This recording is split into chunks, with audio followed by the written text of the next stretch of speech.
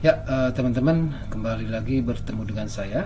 Pada kesempatan ini, saya ingin menjelaskan sedikit tentang tadi di judul disebutkan bahwa why atau mengapa, ada apa, ya naon. Nah, ini saya coba menganalisis atau ya berusaha menjelaskan dari sisi menurut saya seperti itu ya.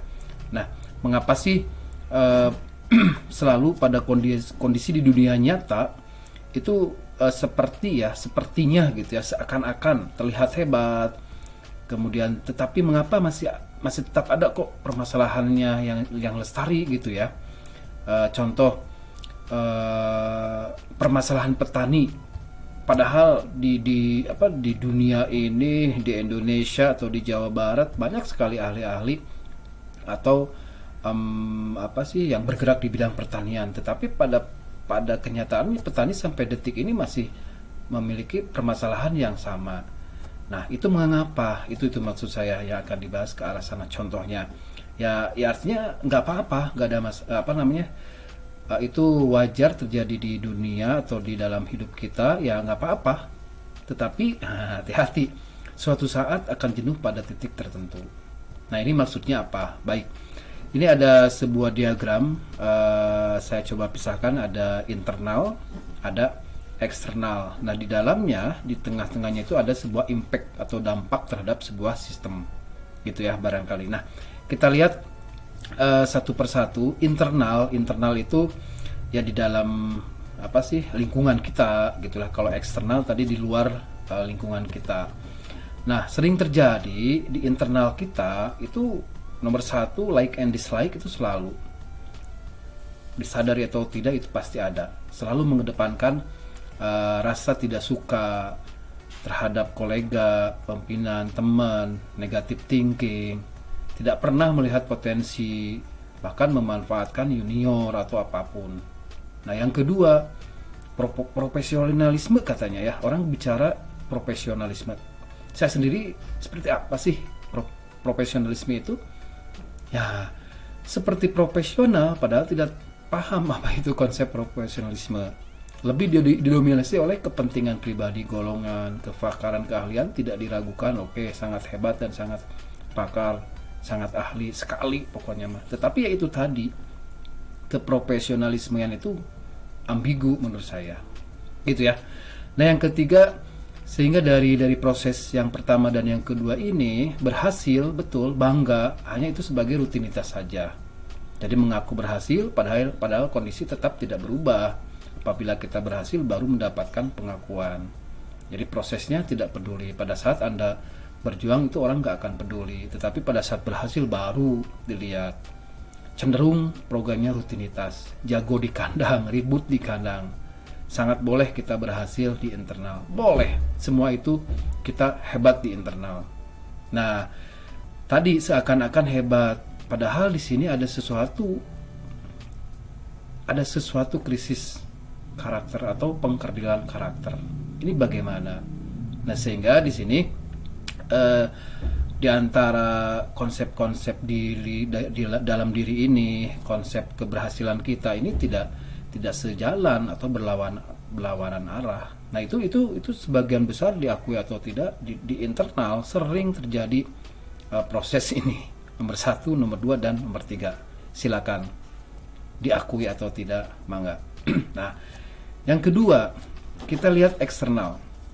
Eksternal dalam hal ini saya sebagai pengajar bidang pertanian, itu internal tadi ya. Nah, sekarang saya melihat eksternalnya petani. Nah, selalu menjadi objek kegiatan tanpa adanya sustainable activities. Itu masalahnya.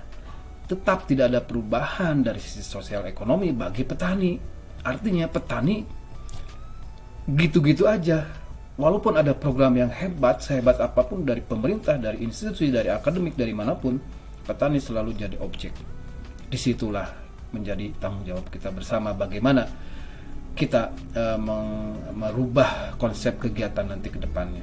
Itu yang pertama dari sisi eksternal. Dari sisi masyarakat pun demikian. Permasalahan masyarakat itu selalu berjuang sendiri menghadapi rutinitas kehidupan dengan permasalahan rutin. Mangga dipikirkan.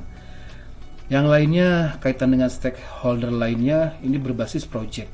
Seakan-akan atas nama kerjasama, masyarakat hanya sebagai media untuk kegiatan rutin, kegiatan bisnis, penguasaan lahan pertanian, permasalahan di desa. Itu negara dan bangsa tetap lestari.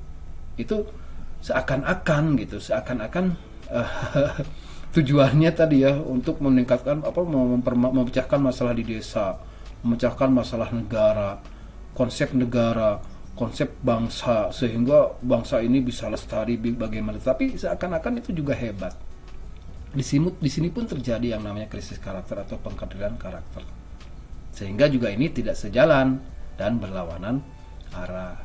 Nah, kedua sistem di internal dan eksternal itu tentu saja akan mempengaruhi impact atau dampak, sehingga diakui atau tidak silakan dipikirkan oleh teman-teman bahwa mengapa kita stagnan kayak gini terus. Ya kita selalu memperributkan atau mempertahankan kondisi-kondisi di internal dan eksternal dengan pendapat yang tadi begitu. Itu menurut saya. Nah, kalau jadi bagaimana solusinya begitu ya? Bagaimana solusinya? Nah, saya coba pendekatannya, role modelnya dari sebuah sistem tanaman ya, bahwa sistem itu dibangun oleh komponen-komponen yang kecil, simple sampai yang rumit sekalipun. Jangan pernah meremehkan komponen-komponen yang kecil sekalipun, karena itu bagian dari sebuah sistem. Artinya, yang tadi bagian internal dan eksternal, jadikanlah itu sebagai sistem yang saling berkolaborasi, suatu sistem yang sinergi, suatu sistem yang menunjang terhadap keberlanjutan program ke depannya. Seperti itu menurut saya. Nah, sehingga kita coba lihat ini sebuah tanaman begitu ya, kalau kita asumsikan. Saya ambil dari Crops filosofi sistemnya, sistem. Jadi di sini ada lingkungan makro. Kita sudah tahu betul ya bahwa di lingkungan makro itu ada sistem utuh, tanaman sebagai mesin biologis, ada organ, ada jaringan dan seterusnya. Kemudian ada bagian subsistem di mana terjadi juga metabolisme, kendali genetik, respon dan seterusnya. Nah, tadi di subsistem. Nah, sekarang di bagian root sistemnya, bagaimana tadi di sini lingkungan mikro, di sini juga di root system banyak proses yang terjadi baik secara biologis maupun secara metabolisme seperti itu.